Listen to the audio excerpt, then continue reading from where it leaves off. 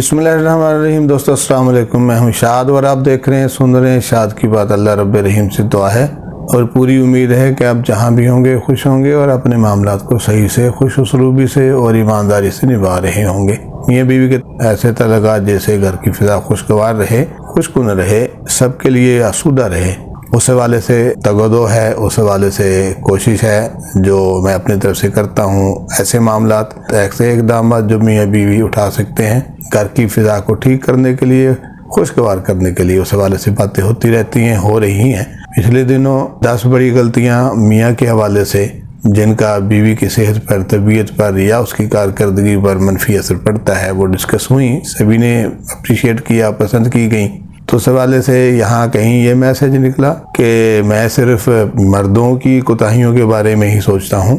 नहीं, ऐसा नहीं है, चूँकि मियाँ बीवी गाड़ी के 2 पहिए हैं, दोनों के ठीक होने से ही घर की गाड़ी चलती है। मर्द को साहिब हैसियत हासिल है, प्रोमिनेंट रहता है, मर्द होते हुए, मर्दाना माशरा होते हुए ऐसी चीज़ें होती हैं जिसकी वजह से बीवी सफ़र करती है। ज़्यादातर ज़िम्मेदार मर्द होता है, यहाँ यही महसूस हुआ, लेकिन नहीं, ऐसा नहीं है। बीवी कमज़ोर होते हुए, छोटे लेवल पर होते हुए भी बाज़ वक़्त ऐसा सीन क्रिएट कर देती है, करती है, जैसे घर की फ़िज़ा ख़राब होती है, खुशगवारी ख़त्म हो जाती है, घर का सुकून चैन बर्बाद हो जाता है, कर सकती है। जैसे कहते हैं मियाँ फावड़े से लेकर के भी घर को गिराना चाहे तो नहीं गिरता, औरत अगर सुई लेकर के भी गिराना चाहे तो गिरा लेती है। बहुत सारे मामलात होते हैं, बहुत सारी ऐसी चीज़ें होती हैं जो बीवी कर सकती है, करती है।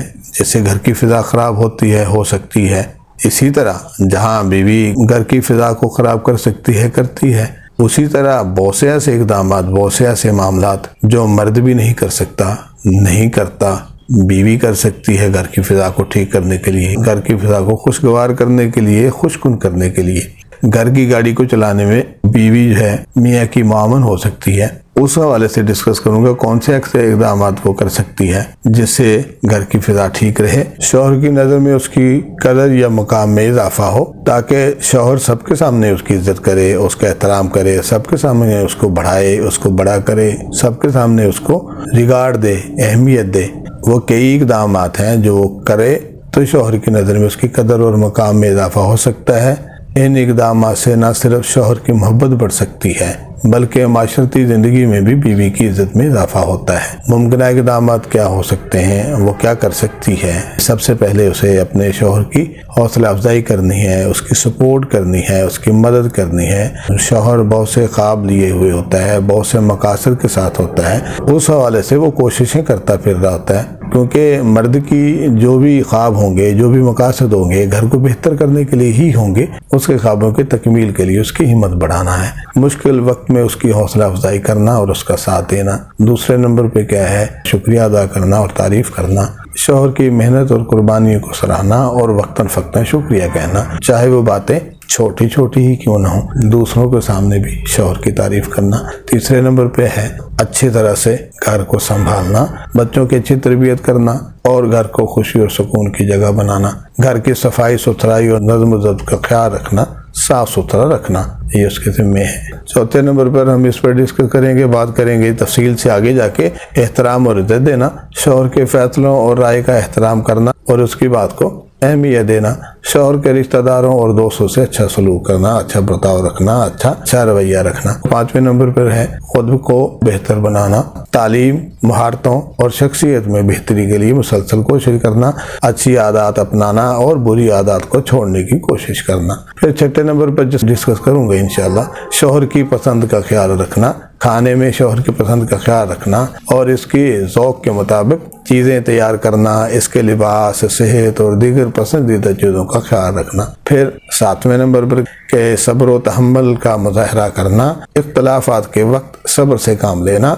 और मसले को हल करने की कोशिश करना, ना कि बहस व तकरार में मुब्तला होना, लड़ाई झगड़ों को नज़रअंदाज करके सुलह और मोहब्बत से रहने की कोशिश करना। 8वें नंबर पर है शौहर के अहम फैसलों में इसका साथ देना, जैसे कि कारोबार, नौकरी या किसी ज़ाती मसले में कहीं इख्तलाफ हो तो एहतराम के साथ अपनी राय रखना, राय देना, लेकिन साथ ही शौहर के फैसलों को اہمیت دینا، یعنی آپ مشورہ دے سکتی ہیں، مشورہ دینے کا مطلب پوری طرح سے امپوز کرنا یا زبردستی نہیں ہوتی۔ اگر ہم 9ویں نمبر پر دیکھیں تو رشتے کو وقت دینا اور محبت بھرے لمحات گزارنا، یہ بہت اہم عنوان ہے، موضوع ہے، اور اس میں بہت ساری ایسی باتیں ہیں جو مرد اور بیوی کی ہی ہوتی ہیں، کوئی اور بندہ اس میں شامل نہیں ہوتا، کوئی عورت اس میں انوالو نہیں ہوتی، نہیں ہو سکتی، اس کے ذمہ نہیں ہے، یہ ٹوٹل کلیتاً میاں بیوی کا ہی ایک سین ہے۔ اس کو سامنے رکھنا، رشتے کو وقت دینا ہے اور محبت بھرے لمحات گزارنا ہے، شوہر کے ساتھ وقت گزارنا، اپنی مصروفیات کو کنٹرول کرنا، قابو میں رکھنا اور اس کے ساتھ گھومنے یا بات کرنے کے لیے وقت نکالنا، محبت اور جذبات کا اظہار کرنا تاکہ شوہر کو احساس ہو کہ وہ اہم ہے، اس کو اہمیت کا احساس دلانا۔ 10ویں نمبر پر جس پر بات کرنی ہوگی یا کرنی ہے مجھے، اعتماد اور وفاداری ہے۔ اپنے شوہر پر اعتماد رکھنا اور اس کے فیصلوں اور باتوں میں اعتماد کا اظہار کرنا، شوہر کے ساتھ وفاداری کا مظاہرہ کرنا تاکہ وہ مطمئن ہو اور اسے بیوی پر بھروسہ ہو۔ 11ویں نمبر پہ یہ بہت اہم چیز ہے، یہ بہت اہم ٹاپک ہے جس پر ڈسکس کریں گے ہم، خود مختاری اور خود انحصاری کو فروغ دینا۔ شوہر پر ہر چھوٹی بڑی چیز کے لیے انحصار نہ کرنا بلکہ اپنی ضروریات کو خود پورا کرنے کی کوشش کرنا، خود کو مضبوط اور خود مختار بنانا تاکہ شوہر کو بیوی پر فخر محسوس ہو۔ یہ ایسے چند اقدامات ہیں جس سے بیوی کی قدر میاں کی نظروں میں بڑھتی ہے، میاں کی نظروں میں اس کی عزت میں اضافہ ہوتا ہے۔ اگر ان 10-11 پوائنٹ کا خیال رکھتے ہوئے اگر وہ رہتی ہے تو گھر خوشگوار بھی ہوتا ہے، میاں بھی خوش ہوتا ہے۔ میاں بیوی کے ذمہ داریاں ہوتی ہیں، وہ صرف ایسے ہی گھر ڈانگ ٹپاؤ وقت گزاری کے حوالے سے نہیں ہوتے، معاشرے میں رہتے ہوئے ایک اکائی کے طور پر میاں بیوی کام کر رہے ہوتے ہیں، تو دونوں نے مل کر کے معاشرتی معاملات کو بھی اٹھانا ہوتا ہے۔ جب ہم خاندانی اکائی کے طور پر بنتے ہیں تو ظاہر ہے جیسے پیچھے ہوتا ہوا دیکھتے آ رہے ہوتے ہیں، جیسے بڑوں نے بعد میں آنے والوں کو پالا ہوتا ہے، بڑا کیا ہوتا ہے، شادی گھر گرہستی دی ہوتی ہے، اسی طرح جیسے جو چیزیں ہم نے پیچھے سے لی کہ اپنی اولاد کی تربیت کرنی ہے، اس کو اس قابل بنانا ہے کہ اپنے لیے بھی اور لوگوں کے لیے بھی فائدہ بنے۔ ایک سٹیج ہے جس کے اوپر کردار ادا کرنا ہے، جیسے ہمارے بڑے کرتے آئے ہم نے بھی کرنا ہے، اور ہم نے اپنے بچوں کو، اپنی اولاد کو اس سٹیج کے اوپر اپنے حصے کا پازیٹیو اور مثبت کردار ادا کرنے کے لیے تیار کرنا ہے۔ یہی زندگی کا فلسفہ ہے، یہی زندگی کی